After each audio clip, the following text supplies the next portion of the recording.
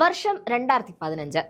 മലപ്പുറം ജില്ലയിലെ താഴേക്കോട് പഞ്ചായത്തിൽ സ്ലീപ്പറായി part time ജോലിക്കെത്തിയ വീട്ടമ്മയായിരുന്നു ദിവ്യ. ഏറെ പ്രതീക്ഷയോടെ ജോലിക്കെത്തി 5 വർഷം പഞ്ചായത്തിനൊപ്പവും ദിവ്യ മുത്തെടുത്ത് ജോലി ചെയ്തു. എന്നാൽ 2020 പഞ്ചായത്ത് ഭരണം LDFും CPMും പിടിച്ചെടുത്തു. അധികാരമേറ്റെടുത്ത ഭരണസമിതി ആദ്യം ചെയ്തത് ദിവ്യയെ ജോലിയിൽ നിന്ന് പിരിച്ചുവിടുകയായിരുന്നു. ഒരു കുടുംബത്തിന് വേണ്ടി ജോലി നോക്കാനെത്തിയ ദിവ്യയെ ഭരണം മാറിയെന്ന ഒറ്റ കാരണം കൊണ്ട് തന്നെ CPM അന്ന് പിരിച്ചുവിട്ടു. പഞ്ചായത്ത് ഓഫീസിൽ നിന്ന് ഇറക്കി വിട്ടതിനെ തുടർന്ന് ദിവ്യ അന്ന് കരഞ്ഞുകൊണ്ടാണ് ജോലി രാജിവെച്ചു പോയത്. വർഷം 5 കൂടി കഴിഞ്ഞു.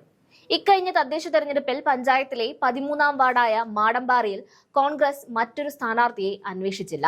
അന്ന് പഞ്ചായത്തിൽ നിന്ന് ജോലി തെറിപ്പിച്ച CPMനെ കെട്ടുകെട്ടിക്കാൻ കോൺഗ്രസ് മാടമ്പാറയിൽ ദൗത്യമേൽപ്പിച്ചത് ദിവ്യയെ തന്നെ കോൺഗ്രസ് ഏൽപ്പിച്ച ജോലി ദിവ്യ മനോഹരമായി പൂർത്തിയാക്കി.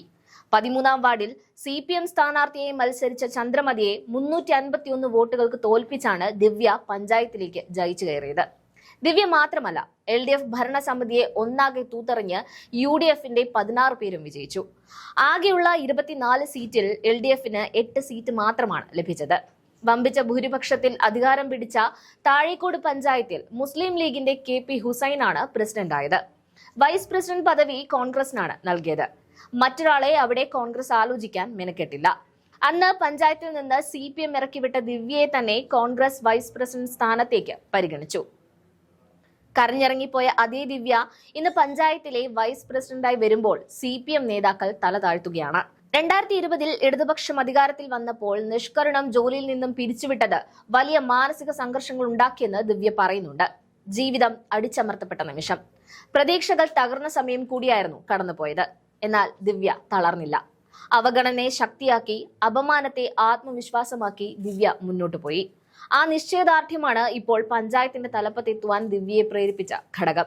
2025 പഞ്ചായത്ത് തെരഞ്ഞെടുപ്പിൽ UDF ദിവ്യയെ സ്ഥാനാർത്ഥിയാക്കിയപ്പോൾ തന്നെ ജയം പ്രതീക്ഷിച്ചിരുന്നു. അത്രമാത്രം സ്വീകാര്യത ദിവ്യയ്ക്ക് ജനങ്ങൾക്കിടയിലുണ്ടായി.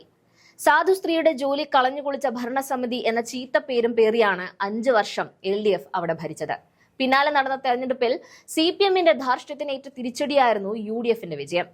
ഒരു കാലത്ത് ചൂലുകൊണ്ട് പഞ്ചായത്ത് പരിസരം വൃത്തിയാക്കിയ കൈകൾ ഇന്ന് പഞ്ചായത്ത് ഭരണത്തെ നയിക്കുന്ന കൈകളായി മാറുമ്പോൾ അത് കോൺഗ്രസിന്റെ കൂടി വിജയമാകുന്നുണ്ട്. ഇത് വെറും ഒരു വിജയം മാത്രമല്ല എന്നാണ് കോൺഗ്രസ് പറയുന്നത്.